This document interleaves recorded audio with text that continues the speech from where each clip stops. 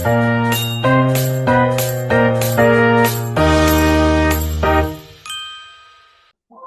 everyone, thank you for joining me today. My name is Nyaman Putra Ningsih. I'm here to present about consumer and product behavior.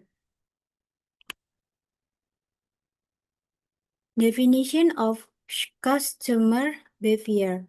Perilaku konsumen adalah cara individu atau kelompok dalam memilih, membeli, dan menggunakan barang serta jasa untuk memenuhi kebutuhan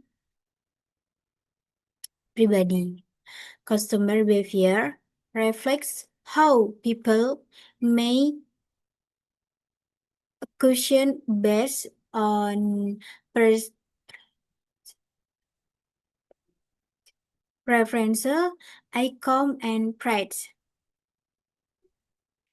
Contohnya, mahasiswa memilih membeli kopi instan karena lebih murah dan praktis dibanding kopi kafe.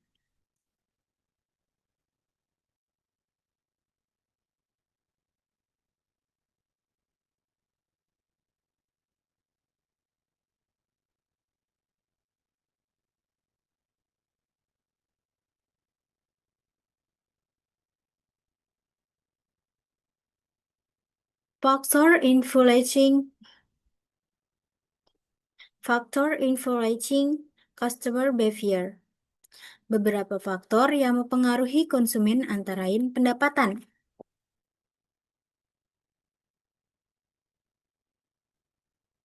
income, pendapatan, faktor usia, faktor gaya hidup, itu juga mempengaruhi.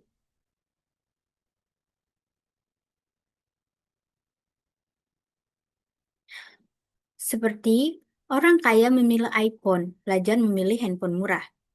Yang poin kedua, harga barang. Benefits of goods.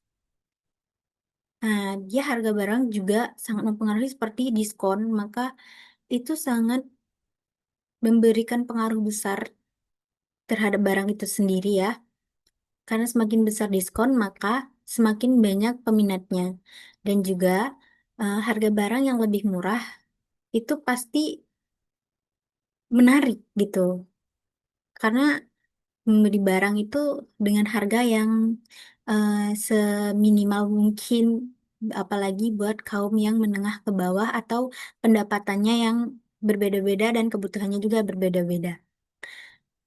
Yang poin ketiga, selera atau preferensi. Preferensi,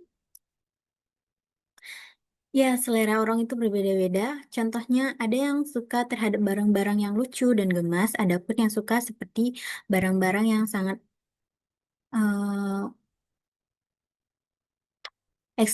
estetik gitu.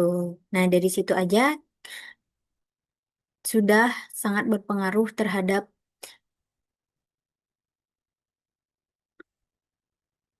kon- cara pikir konsumen. Iklan dan promosi. Nah, itu tadi iklan sudah banyak kita jumpai di TV, di HP, dan di layar-layar besar lainnya yang menggunakan internet. Itu juga sangat berpengaruh terhadap barang itu sendiri karena promosinya, ah, semakin jauh jangkauannya, maka semakin banyak yang mengenal barang itu. Maka dari sana, darinya, dari yang tidak tahu, setelah melihat promosi barang ini, dia menjadi tahu gitu kegunaan barang ini gitu, lewat promosi atau iklan. Eh, kok gitu sih?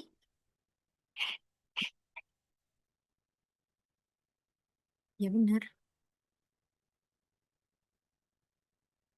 A three factor shape consumer decision in the marketplace. Nah, selanjutnya, consumer decision making process. Konsumen biasanya mau melewati beberapa tahap sebelum membeli. Yang pertama, menyadari kebutuhan. Net recognition. Yang kedua, mencari informasi atau information race. Yang ketiga, alter. Yang ketiga, evaluasi alternatif. Evaluation of alternative. Yang empat, kebutuhan membeli atau purchase decision. Yang kelima, evaluasi pasca pembelian. Post, post-test, post, purchase evaluation.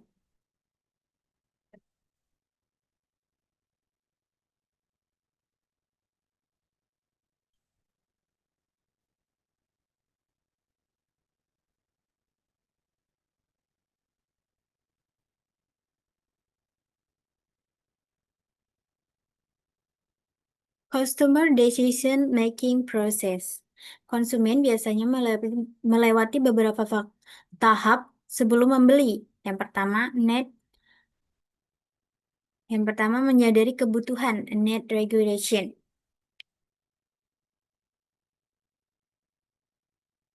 HP rusak. Contohnya itu seperti HP kita rusak atau barang kita lagi rusak atau hilang gitu kan. Jadi kita membeli untuk menggantikannya sesuai kebutuhan kita. Terus yang kedua, mencari informasi. Information rates. Kita bisa mencari informasi HP itu melewati YouTube atau TikTok ya, seperti sekarang, atau Google mungkin.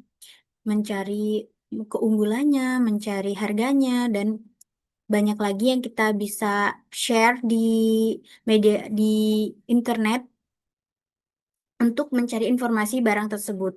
Evaluasi yang ketiga, evaluasi alternatif. Evaluation of alternative.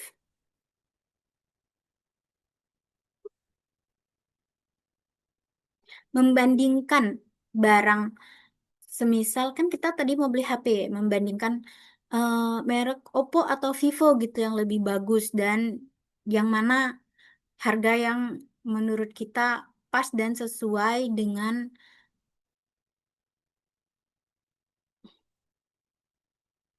kualitas produk itu. Terus yang keempat, kebutuhan pembeli.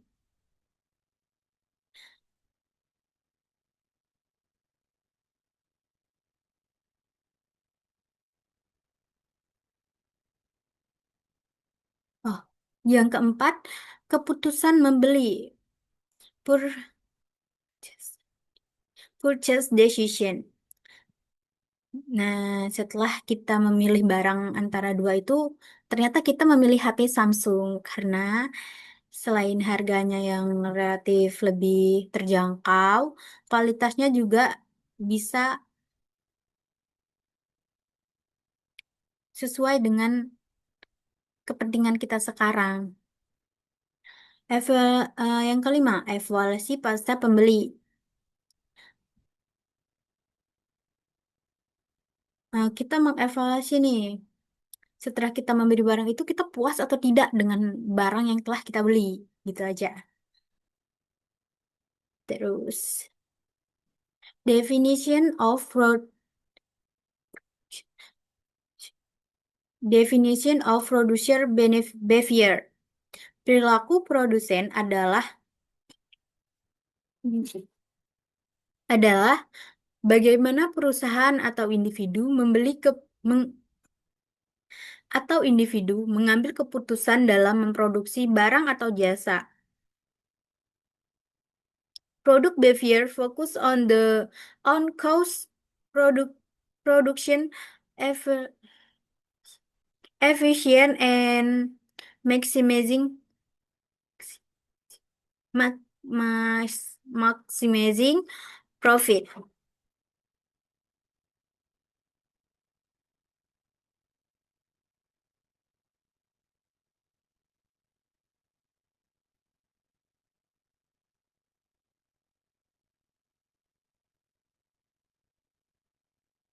Contohnya, pabrik sepatu menemukan berapa contohnya pabrik sepatu menen- menentukan berapa banyak sepatu yang diproduksi agar biaya tidak lebih besar dari pendapatan. Faktor influencing product behavior. Faktor-faktor yang mempengaruhi produsen. Yang pertama, biaya produksi. Yang perlu di yang sangat berpengaruh itu di biaya produksi itu seperti bahan baku, tenaga kerja itu juga perlu dipertimbangkan atau itu juga sangat berpengaruh terhadap biaya produksi.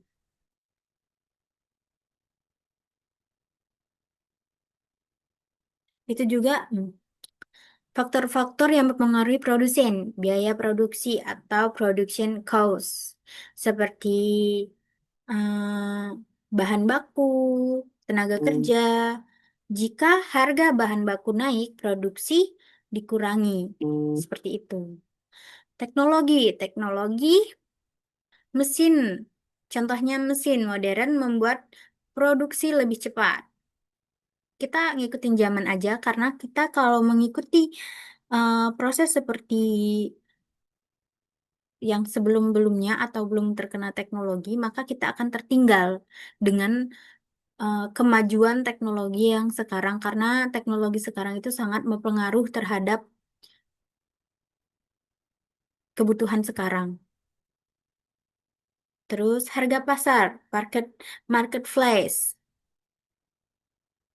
Jika banyak permintaan namun matcha produsen menambah varian matcha.